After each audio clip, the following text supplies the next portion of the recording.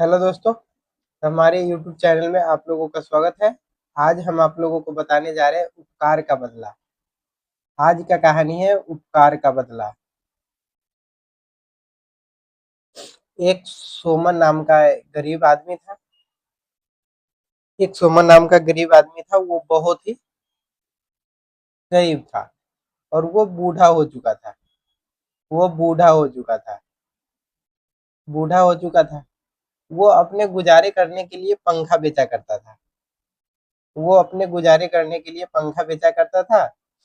वो पंखा बेचते-बेचते एक पेड़ के जब 12 बजे धूप हो जाती है, तो वो एक पेड़ के नीचे बैठा करता था। रोज़ एक पेड़ के नीचे बैठा करता था और रोज़ उसके पास एक बंदर आता था। उस बंदर को रोज़ वो कुछ ना कुछ खिलाता रहता था। 12 बजे वो अपने खाने के लिए कुछ लेकर के आता था, तो वो रोज़ न रोज़ बंदर को कुछ खिलाता था। एक एक दिन ये हुआ कि उसकी एक भी पंखा नहीं बिकी। एक दिन उसकी एक भी पंखा नहीं बिकी। तो उस बंदर ने क्या किया, उस बंदर ने फट से पंखा निकाल करके ले गया और किसी आदमी के द्वार पे रख करके उस पंखे के बदले पपीता उसका तोड़ करके ले आया। पपीता उसका तोड़ करके ले आया। ऐसे इसी प्रकार बंदर ने उपकार का बदला दिया। अब आइए हम लोग उस कहानी को कहानी के माध्यम से पढ़ते हैं। तो इस कहानी का लेखक है रामदेव झा। इस कहानी का लेखक है रामदेव झा। रामदेव झा। तो आइए अब हम लोग कहानी पढ़ते हैं।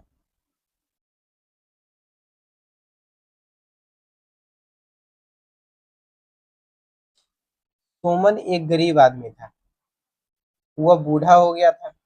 अपने गुजारे के लिए वह कुछ न कुछ धंधे किया करता था। गर्मी के महीने में वह तार के पंखे बेचकर अपने परिवार का भरण पोषण करता था। गर्मी के महीने में पूरे दिन कचहरी बाजार और मोहल्ले में घूम घूम कर पंखे बेचता था। लेकिन दोपहर को जब सारे लोग आराम करने लगते तो उस समय उसके पंखे नहीं बिकते थे। तो उस समय वह एक पेड़ के नीचे विश्राम करता था। दोपहर ढलने के बाद गर्मी कम होने पर वह फिर से पंखा बेचने चला जाता। सोमन नाम का एक आदमी था, बूढ़ा हो गया था। वो अपने गुजारे करने के लिए तार के पंखे बेचा करता था। तार के पंखे बेचा करता था। और दोपहर में जब सारे लोग आराम करने लगते थे तो उसका पंखा बिकना कम हो जाता था। तो वो भी एक पेड़ के नीचे विश्राम करने लगता था। और जब शाम ढलती तो वो फिर पंखा लेकर के चल जाता। दोपहर में जब वो विश्राम करने आता था तो बिके हुए पंखे के पैसे से कुछ पैसे निकाल लेता था। उसी पैसे से बाजार में खाने का सामान खरीद कर लाता और खा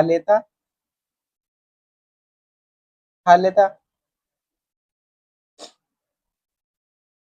कभी मुरही तो कभी भुट्टा, कभी कचरी तो कभी गुलगुला खरीद ले आता था। एक दिन दोपहर के समय सुमन पेड़ के नीचे बैठा था। नाश्ते की पोटली खोलने की गुजर कर रहा था। उसी पेड़ से हटकर कुछ दूर पर एक पुराना बगीचा था जिसमें जिसमें बंदरों का बसेरा था। उसमें से एक छोटा मोटा सा बंदर पेड़ के थोड़ी दूर पर आकर बैठ बैठ गया। वह बंदर शायद भूखा था। वह सोमन की तरफ टुकुर टुकुर देखने लगा। सोमन को उस पर दया आ गई और उसने दो गुलगुले उसकी तरफ फेंक दिया। बंदर ने लपक कर सोमन को दया आ गया और उसने दो गुलगुले उसके तरफ फेंक दिया। गुलगुले को उठाया और खा लिया। बंदर ने गुलगुले को उठाया और खा लिया। बंदर ने गुलगुले को उठाया और खा लिया।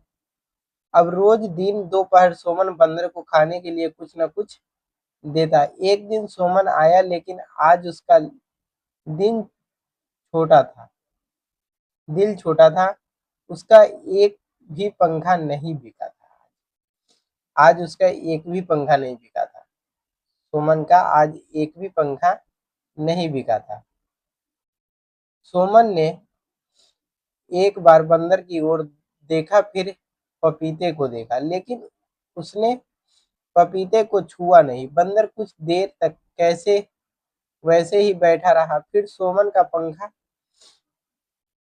खोखियाते हुए सोमन पर खोखियाते हुए दौड़ा। सोमन डर गया। बंदर खोखियाते हुए आया और उससे पपीते को सोमन को और नजदीक लुढ़काया। फिर वह अपनी जगह पर बैठ गया और सोमन की ओर देखने लगा। सोमन ने डरते हुए पपीते को उठा लिया और सोमन को पपीता उठाते देख बंदर अस्वस्थ हो गया। बंदर को शांत देख सोमन ने अपनी कमर से चाकू निकाला और पपीते को छिलका हटाया और उसके 4 टुकड़े किए। एक डेढ़ टुकड़ा बंदर की ओर फेंका दिया। सोमन बाकी पपीते खाने लगा। पपीता इतना बड़ा था कि उसका पेट भर गया। सोमन ने सोचा, चलो बंदर 2 पंखे ले गया तो मेरा पेट भी भर गया।